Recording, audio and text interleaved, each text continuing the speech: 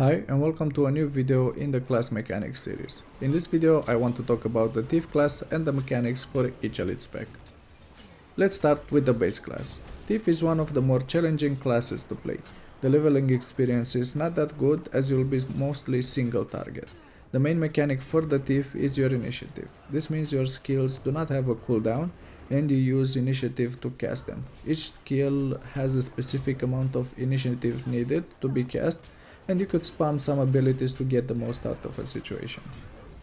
Like always, my recommendation while leveling is to use the gear that you drop from killing mobs and not to worry about stats or buying gear from the trading post. When you reach level 80, you can get your cheap exotic gear from the trading post. I recommend Nika's armor. As for the build, I recommend this one after you reach level 80. We can move on to Daredevil. This spec was decent if you really wanted to play it. You have lots of evades but couldn't really compete with other DPS specs.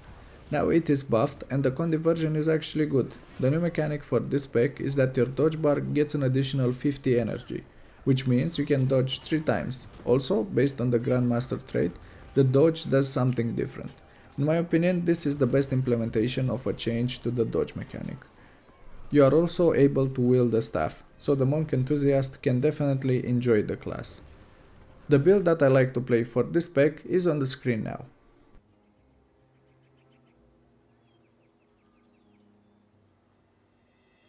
The next elite spec is the Deadeye, and you need Path of Fire for it. This is also a pure DPS spec, which also received quite a few buffs to bring it in line with other specs, but unfortunately the rifle range was nerfed a bit for some skills. I think ArenaNet will look at this class again for further rebalancing, but for the moment it is good. The new mechanic for this spec is that your steal skill marks targets instead of teleporting to it, and you gain mallet stacks when spending initiative. It is definitely harder to play compared to Daredevil, but for the enthusiast it is a very good option.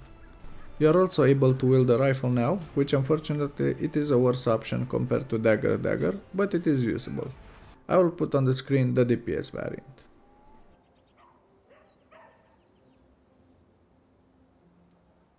And now, the latest elite spec is the Specter, which was released with End of Dragons. This is the only support option for Thief, as you can provide Alacrity and other important buffs. It is not that played anymore because you need ritualist gear and that can be hard to come by. But the DPS variant is good and it is also a bit stronger than other specs as you have the Shroud, that also brings some damage reduction. The new mechanic for this spec is that you gain access to Shadow Shroud that also brings a second HP pool. For the role players out there, it is more of shadow magic type of character that can teleport a lot using Wells abilities. You also gain access to using a scepter in your main hand that in my opinion has an annoying sound effect. I played this build only as a DPS, but I can 100% tell you that it is fun and usable by new players. I will put the DPS variant on the screen and the link to the Snowcrow's Alacrity version.